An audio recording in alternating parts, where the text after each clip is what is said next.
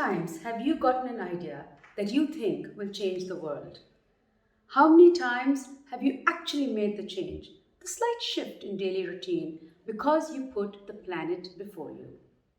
And how many times have you thought to yourself, if only this idea were implemented by everybody?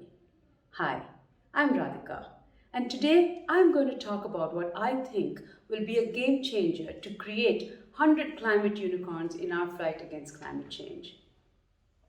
Let us look at some facts. 10 billion tons. That is the amount of carbon dioxide that needs to be removed annually from the air till 2050. 9,000 tons. That is the amount of carbon dioxide currently being removed annually by the 15 direct air capture plants in the world. As you can see, there is a huge gap to fill. And not just in carbon sequestration, but in our fight towards net zero emissions. And we cannot do it alone. Jeffrey West, in his book Scaling, applied nature's laws of scaling to cities and societies. He made a remarkable discovery that cities and societies scale according to a predictable mathematical formula called the power law. So the bigger the city, the more efficiently they use energy and resources, much like animals. For example, a whale burns proportionately less energy than, say, a rabbit, and hence lives longer. Similarly, London burns proportionately less energy than Bristol. But when it came to creativity and innovation, cities and societies demonstrated what is called a superlinear scaling. Now, what is that?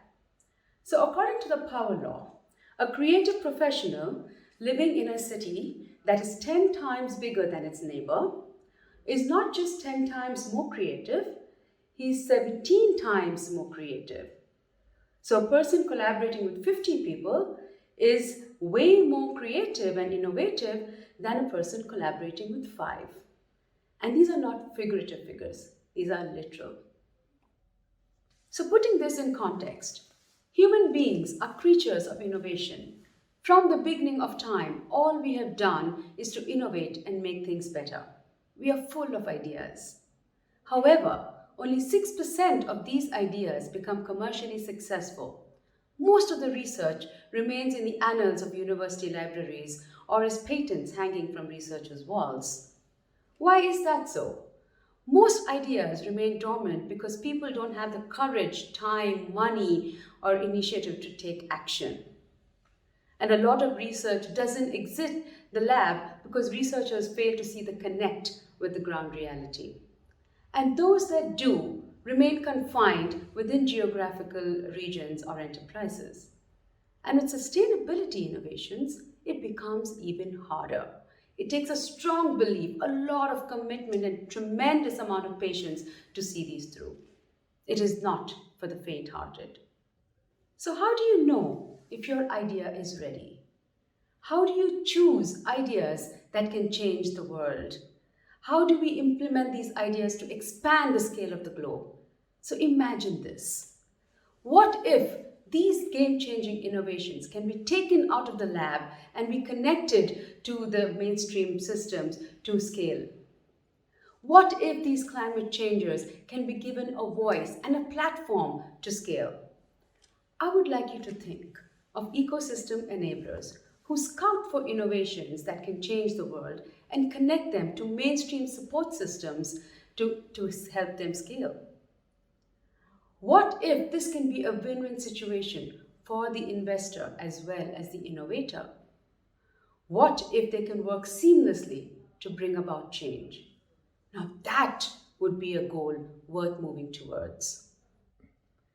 In my past 18 years of experience in the environmental engineering and sustainability field, I have seen many models for change. Some worked, some didn't, while some were very region-specific. Until now, the government has been pushing for centralized systems for change, whereas the decentralized model has actually made a lot of change. For example, I live in Bangalore, India, and just a few years ago, there was fears that Bangalore would go the Cape Town way, With unsustainable growth, the water resources in the city were fast depleting. But the problem actually existed about 10 years prior to that.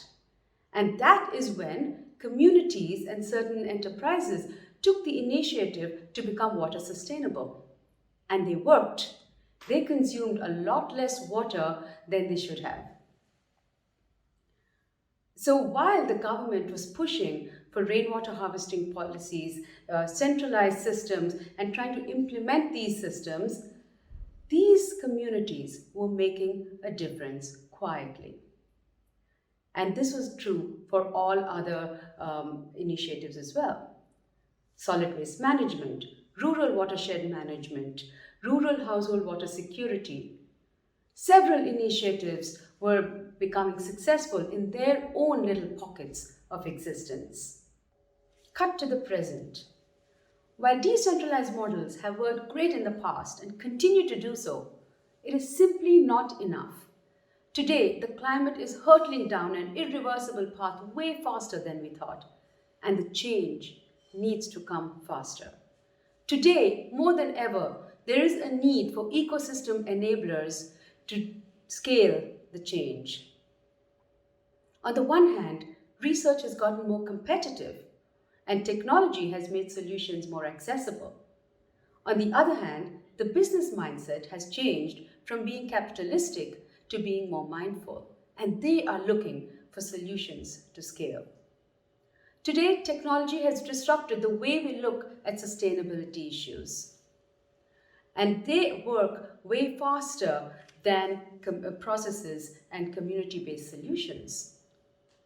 So there is a need to identify these technologies and bring them out in the open and connect them to the ecosystem for change.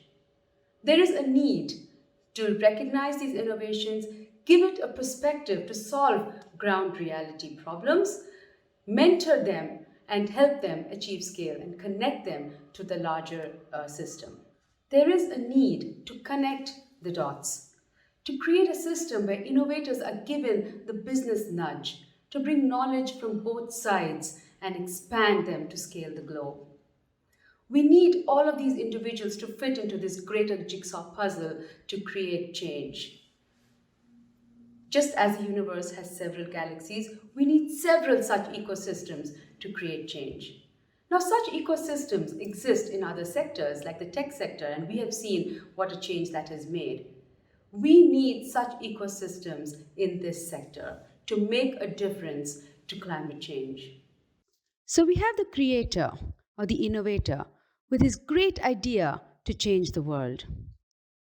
And then we have a mentor or the thought provoker who can curate the idea or pivot it to solve for ground reality. And then we connect them to an igniter who can give the innovator a case study, a pilot study to test the innovation and prepare them for scale. And lastly, we have the scaler who will provide the financial muscle and support to help this idea scale. What if these ideas were connected in an ecosystem? What if these players were all connected and worked together seamlessly to scale? Each of these players play a significant role in our battle against climate change. And they are all vital to work together if we want to gain any traction in this battle. Till today, we have been working in silos. An innovator would come up with this great idea and they would have to look for mentors and investors to help scale their idea. In such an ecosystem, an innovator can have immediate connect to the mentors, the thought provokers, the business experts, and investors to help scale. So I would like to leave you with 3 takeaways. Climate action needs innovation at different levels. Innovation needs an ecosystem to help scale. And an ecosystem needs participation from people like you, innovators, businesses, investors, thought provokers, mentors. All of us need to work together to make a difference to the planet. For, as we all know, there is no planet B. Thank you.